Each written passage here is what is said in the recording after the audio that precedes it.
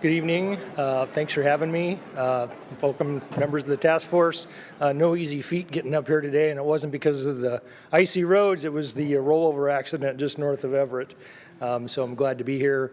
My name is David Mills. I'm Senior Vice President, Policy and Energy Supply for PSE. I'm not a stuffy suit and tie sort of guy. I'm a kid who grew up in Eastern Oregon on a rural ranch. We grew potatoes and sugar beets, and my grandfather was clairvoyant. He grew hops way back when, and so that microbreweries have taken over the area. Last Friday, I had the pleasure to be on a panel for a Law Seminars International conference in Seattle. I was one of three utility executives invited to speak on the biggest challenges facing the utility space in the next 5 years. And I got up I stood up. The panel moderator was a former Washington State senator who will remain nameless. But when I stood up and I read out like this on the podium and the moderator was sitting right here, I kept hearing this strange sound that was reminiscent of my childhood, and not a sound that you hear very often today. And between slides, I happened to look over, and the senator was sitting back reading a newspaper. So I hope I'm a little more entertaining than that tonight. So who am I, and who the heck is Puget Sound Energy? I'm guessing most all of you in the room either have heard of us or might even be customers of ours. Well, we're the oldest utility in Washington. We have about 2,700 employees. We serve about 1.1 million electric customers and about 800,000 natural gas customers. In Bellingham, we have 60,332, 334 because I saw a U-Haul truck come into town when I pulled in. But we've been here a long time, and we hope to be here for a long time. Now, who the heck am I? This is actually my second career. I actually did my first career working for the Bonneville Power Administration, so I have a dual pedigree, one in public power and one now in private power. In my current role, I'm responsible for all the regulatory and legislative policy, as well as the strategic policy for the company. Work directly with the CEO and the board of directors on that. So I'm kind of bipolar in the sense that I work on the soft stuff, kind of the sausage making on the legislative side, but I'm an operational quant back to my roots. My academic background is in economics and econometrics. I worked my way up through Bonneville being a quant and a forecaster, and I currently, in addition to the sausage making part of the house, I am responsible for running all of the generation for the company, operating the transmission system for the company, the integrated resource plan, load forecasting, and electrification of transportation, which we will talk about here in a few moments. I know that this has come up in the past. I just wanted to talk a little bit about some of the rules that we operate on, and I'm pleased to say that I feel that some of the rules are starting to bend a little in the right direction. I'll give you one example, one that's going to come up here tonight. I'm sure it's come up with the task force in the past, and that is, what the heck is this lowest reasonable cost standard, right? And why can't PSE acquire more energy efficiency or more renewable resources? And the simple answer, and the scapegoat answer historically has been, well, that's the Washington Administrative Code. It said we're required to acquire lowest reasonable cost. The problem with that calculus is it doesn't take into account the social cost of carbon.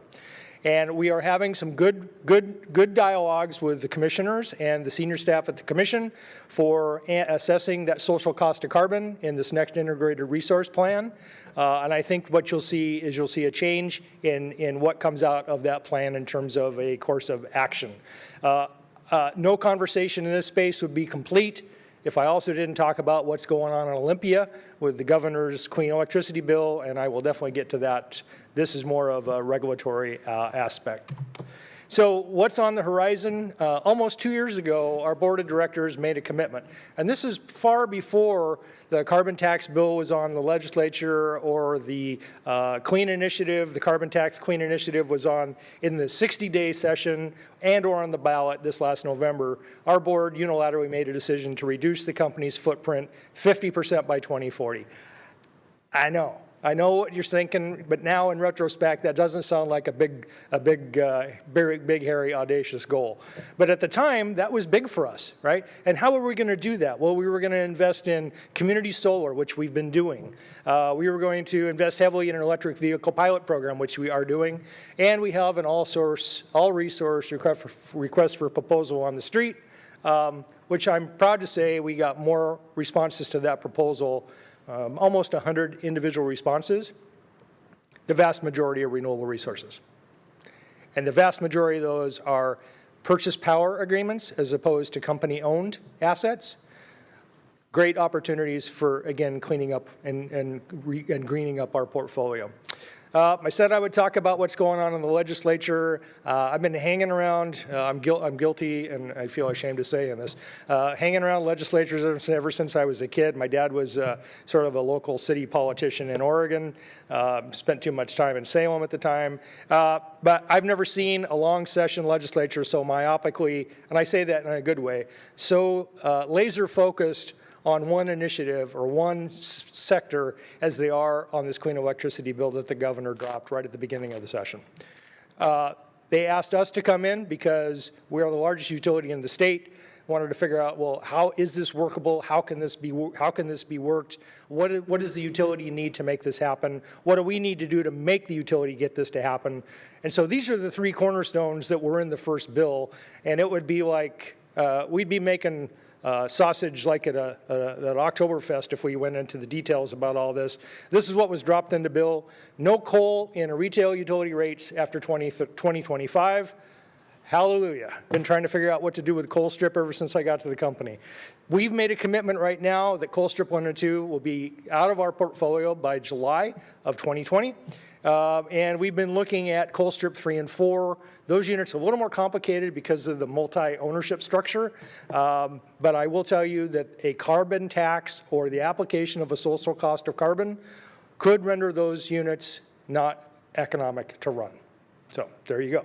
No coal in retail rates after 2025, which for a retail utility is the same thing as saying no coal. Carbon neutral by 2030. What does that really look like? Well, carbon neutral is sort of like an 80% renewable portfolio standard, right? You've upped it from this lackadaisical 15% RPS that we're under right now, which a lot of us have been scratching our head. Why is Washington following California? California has led out with, first 50, then 70, and now 100% renewable standards. Why are we still stuck at this 15%? You could have the same conversation on EVs.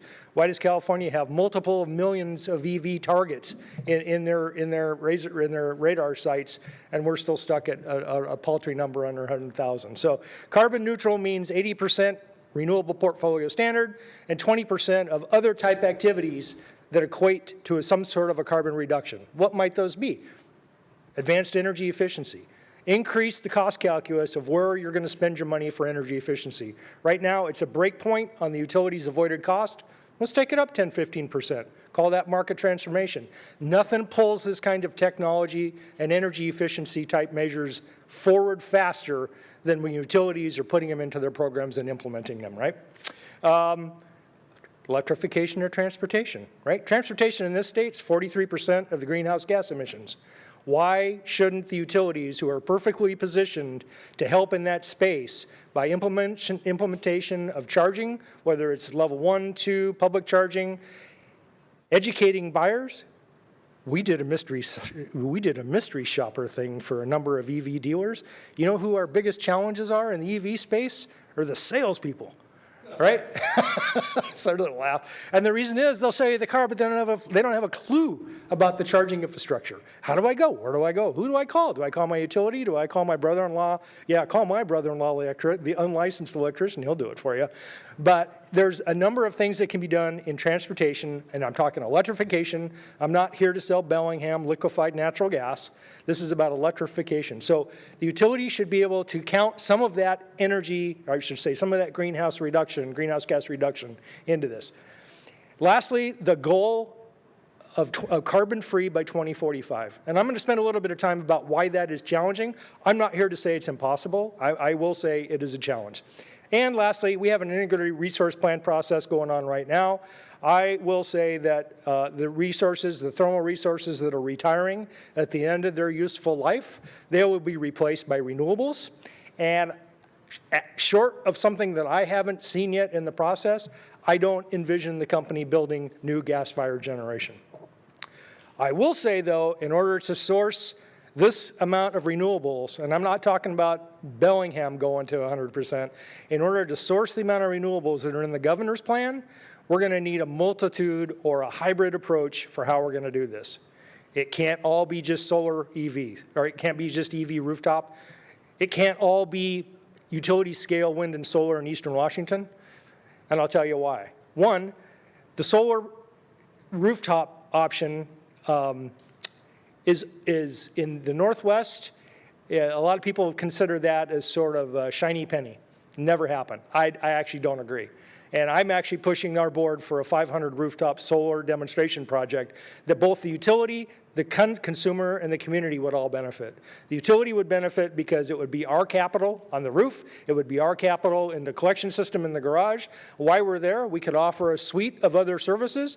Hey, how about that power wall? How about, while we're here, we could put the 220 in to wire that EV for you.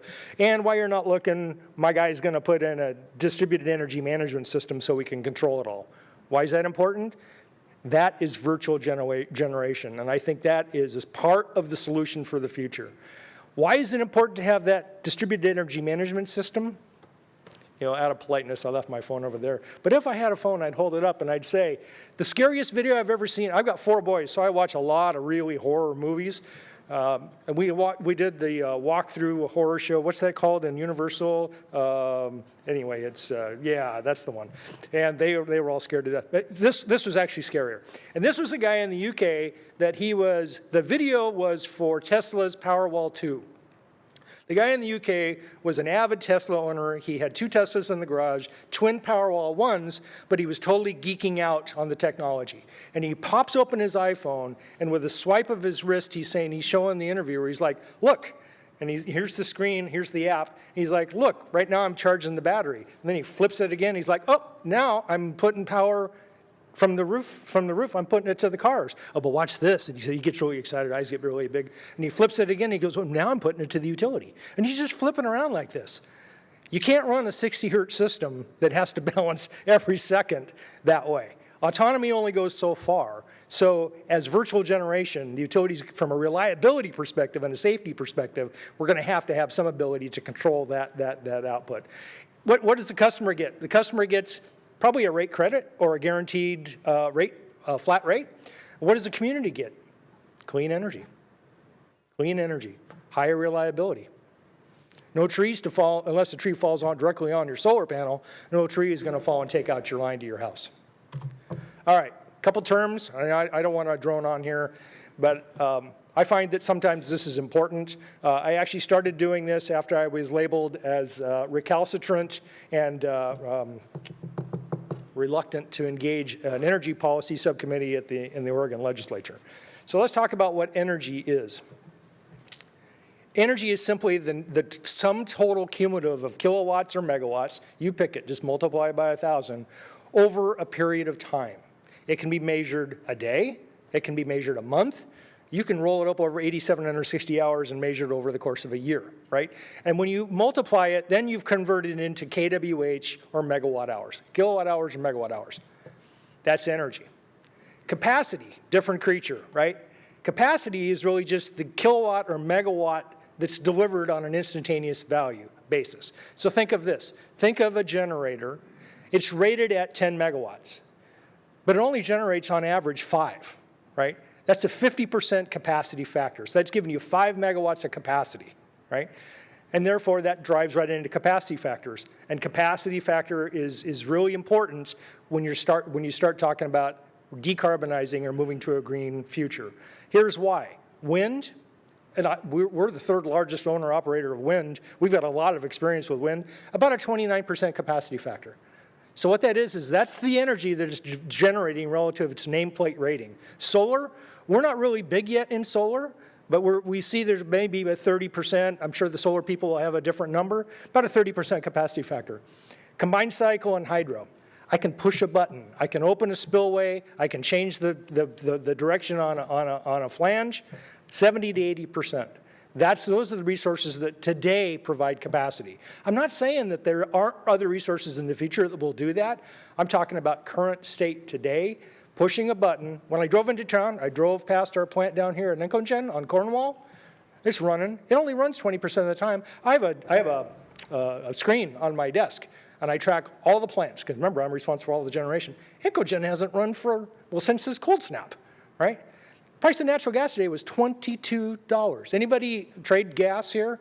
I do. 22 bucks. You should be out at the boat show buying a new boat, right? Because you probably bought that gas for $2. Today's real-time price for gas, spot price, 22 bucks, right? And the plant's running. What does that tell you? Encogen is not a very efficient plant. It has what's called a heat rate, about 12. So you take that and multiply the gas. That tells me the power price today. I didn't even need to call my traders. I can guarantee you the power price today was almost $200 a megawatt hour. And it's been drifting around about 35 or 40. So there you go. Capacity factor's huge. City of Bellingham, 61,332, not counting the 2 I saw in the U-Haul on the way in. Of those, 53,000 are residential, most of them residential. But here's what's interesting. Over 5,600 customers are green power customers. This is where you pay an uplift on your rate to be sourced by green. There's a lot of dairy digester. There's a lot of new technology that's in that. And it represents 11% of our green power customers. This is my board's dream. They're always saying, how come we can't get more people signing up for green power? Well, here's the mecca for green power. So how much energy did you guys consume in 2018? I went and found these myself. 951,000 megawatt hours consumed. What did I say on the math? On an average, if I base that over the year, that's 109 average megawatts. So I just took that and divided by 8760. But your peak was 130. I'm guessing you're going to hit 140 tonight. All right, so that's your peak demand. Top employers, City of Bellingham, Green Direct customer. Western Washington, Green Direct customer. What the heck is Green Direct? We've run 2 tranches of Green Direct. It is an ability for a corporate sustainability or a corporate customer, a municipal customer, state agency, pretty much free-for-all, to step in above a certain load level, a certain demand level, to step in and sign a contract to receive your 100% of your energy supply from a specific source. So Green Direct 1, I think, were these Green Direct 1 customers? I believe they were. So they will be sourced from a wind farm in development down in Lewis County on the west side of the mountains. It took, I don't know, for Green Direct 1 to sell out, it was probably 6, 7, 8 weeks. And we were all watching, thinking, okay, because some of us have been thinking, okay, sustainability is great until you start talking about the price. I've seen a number of the large corporate customers years ago, they want to be all green until you put the price in front of them. It's like, ooh, I didn't think I was paying multiples of my electricity bill. What was interesting twofold from Green Direct is it wasn't multiples. Green Direct 1 was just a slight lift above. Green Direct 2 was at par or maybe even slightly below the current rate. But here's what was even more interesting. We sold out of Green Direct 1, and we put up a Green Direct 2. Green Direct 2 will probably be a solar facility in central Washington. About 100 megawatts, about the size of Bellingham. It's sold out in 6 minutes. So who do you think is going back to the board and my regulators saying, hey, there's something here, right? And we've got to get on it. All right, clean electricity supply, I've already talked about, we're working to reduce our emissions. I have some principles as I approach not only these challenges, but the same challenge in Olympia right now. What are my principles when I'm looking at either legislation, regulatory reform, or rolling out new programs for customers? Affordability. Okay, I get it. We've done a lot of polling. About a third of our customers, system-wide, about a third of our customers, yeah, clean energy, that's the way to go, and I'm willing to pay 10% more a month in my bill to get you there.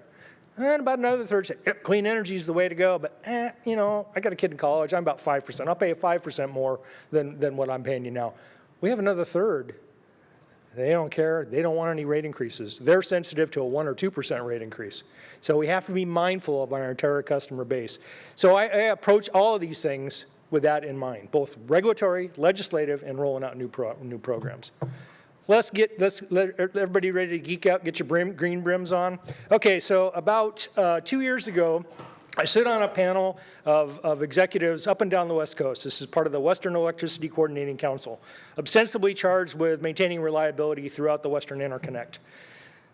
Everybody remember Aliso Canyon? It was an underground natural gas reservoir in SoCal Gas's system down in LA, right above the hills of beautiful downtown Burbank, and it let go, right? I think it was one of the largest uncontrolled methane releases in history, right? Well, right after that, this group that I'm on, we met. And for those of us who have been doing this work for a while, you know what's coming next, and it's the swing of the regulatory pendulum. So we started asking, well, what if? That natural gas is used for a variety of sources in California, power generation being one. So what if the California regulators were to shut it in, which is what they ultimately did. But we had a study done. We brought Argonne National Labs, Wood Mackenzie, and E3 Analytics in to do a study. This is not that. This is a warm-up for this. They went off and did the study and said, what if that happened and you still have all these states moving towards these clean energy objectives? It said to get to an 80% clean energy objective by 2030, we would have to burn 30% more natural gas. Well, that really wasn't the answer we thought we were going to get. So we tore into that. Well, why is that so? Well, because you've got the morning ramps, right, when people wake up, right? You've got the evening ramps when people are coming home, and it's a killer in the winter because it's always dark in the morning and it's dark in the evening. And if you think about it from a high-level simplistic perspective, that's when the sun's not shining, and if you're in high pressure like we are tonight, the wind's not blowing. So something today is carrying that load, and right now it's natural gas. And in our region, it's a lot of hydro too. So I just want to throw natural gas under the bus. So I took that and I'm like, oh, whoa, okay, well, we got to take a look at this from the Northwest perspective. So we brought Puget, we brought E3 back up. We teamed up with the Vista. We also teamed up with the Public Generating Pool, which is the consortium of large public utilities, Seattle City Light, Tacoma Public Utilities, Snohomish County, Grant County, Chelan, so on and so forth. And we did this study. What does this look like for the Northwest? So here it is. This is taking today's portfolio and saying on a cold stretch in, we changed it to February, 10-day cold stretch with lots of snow coming on the horizon for those of us who are supposed to fly to the East Coast on Saturday. This is what the 10-day cold stretch looks like on an 80% greenhouse gas-free case. So you've taken 80% of the emitting resources out. You still have some gas shown down here. You still have some dispatchable generation, which in this case is your gas, right? So gray, gas, blue, hydro, green is going to be your renewables, and then you see your other assets over that. And then your dark line is your load line. So this is what load does over the course of the day. There's a morning ramp, and then it goes into what we call the valley, then there's an evening ramp and an evening peak. This is how that would perform. And what it says is that even when bolting in 60 gigawatts, which is 60,000 megawatts of renewables, you're still needing gas and hydro to manage that variance over the course of the day. It's the intermittency of renewables, right? This is the problem. Now, what if you took it to the next step and you said, you know what, I'm taking all natural gas out of the system, right? Same 10-day stretch. All you've done is you've taken the gray down to bare minimums, which is nothing more than the Columbia Generating Station, which for as much as I would like to shut down my former employer's nuke plant, I don't have that wherewithal. But that's what that is. So now what you've done is you've taken gas out. You still built the 60 gigs of renewables that you planned to in the previous case, but layered in on this load, you've got red, which is a potential possible loss of load. That means your system is not able to meet that capacity need that we talked about earlier. So how do you mitigate that? I want to get rid of that red, right? So if you're still going to stay green, now keep in mind, I'm going to go back and refresh this. This is looking at today's portfolio for the Pacific Northwest, right, using today's technology. So we can talk about moving forward with battery technology. This is what it looks like today, and this is what my operators would face. So how do you mitigate that? How do I get rid of the red? Well, you build a bunch more renewables, right? So you overbuild your renewables to meet that capacity you need. So what happens when you overbuild renewables? Well, we've seen this in California. You curtail renewables because you've got more renewables than you have load, right? And you introduce negative pricing. That's not a bad thing, as long as you've got the transmission to move it around. That's actually a pretty good thing. But politically, it's sort of a challenge when you have to go and displace renewable resources. People are scratching their heads. This is the duck. I'm sure everybody heard of the duck, the California duck curve, right? At some point, we probably have a little baby duck here, like maybe a little rubber duck on my son's. I have 4 boys. We have rubber ducks everywhere. So this is what an average daily load shape looks like in California. And the only difference in the lines or the years is California stepwises its way into a more renewable or a clean energy portfolio. This isn't a bad thing. This is just something we have to be mindful of. So here you go. You start the morning, right? Everybody's sleeping, 12 a.m. And guess what? About 6:30 or 7 o'clock, everybody gets up, right? Loads come up, right? This is net load. What that means is load minus their renewables. So what happens? Sun comes up, the wind starts to blow, net load, as we march through time and more renewables end up on the system, the belly of the duck gets deeper and deeper and deeper, right? That's not a bad thing. That's not a bad thing at all. But look what happens in the evening hours. And this is March. This would be much worse on a night like tonight. What happens in the evening hours? About 5 o'clock, everybody heads home. At the same time, they're cranking on the furnace, the lights, the stove, whatever else. The wind dies down, the sun goes down. This is 13,000 megawatts of ramp in California. You, as Puget customers, we're making a killing, right? Our power costs are benefiting from this because we're selling the energy to make that happen in California. So that's an opportunity right now. We need to think about how we manage this going forward here in the Northwest. The other challenge is the cost. And I mentioned the cost sensitivity for a number of our customers. This is sort of a complicated chart, but simply on the bottom, we're looking at 2050. We're looking at the reduction in 2050 greenhouse gas in million metric tons. The other axis is the annual cost increase in billions, because this is the entire region. So 100%, I'm not here to say it's not doable. I'm saying it could be very expensive with the technology that we have in front of us today. That doesn't mean that we shouldn't push for new technology and an advancement of lithium-ion batteries and even other technology that people may not even be talking about right now. But what this chart says is you march through time between a 60 to an 80 to a 90 up to 100% reduction in greenhouse gas. Here's the equivalent of greenhouse gas free. Obviously, 100% reduction in greenhouse gas is 100% greenhouse gas free, but it's 123% renewable portfolio standard. And it comes at a cost of, this is to the region, of pushing almost $34 billion. The point is, and this is what we've taken into the governor's office, is like, can we set that first benchmark at 80% clean? Right, so we're not exposing all of the retail customers of the Pacific North, well, in this case, Washington, to this steep ramp that runs up as we move to 90, 98, and 100%. There may be other ways to get that last 20%. Here are a few energy programs that we offer. I've talked a little bit about Green Direct. I talked a little bit about Green Power. For those of your tariff wonks, here's the schedules that they're listed under. I just threw those on as sort of a cheap shot for advertising. And here is an awesome shot of the Glacier battery. Oh, you want a picture of that? I don't know how to go backwards. Yeah. You know what happened? You know what's going to happen, right? Okay, they'll send it around. This is the battery installation up at Glacier. This is a demonstration project, and so this is intended to fail over. Glacier is one of our more distressed, anybody live up there?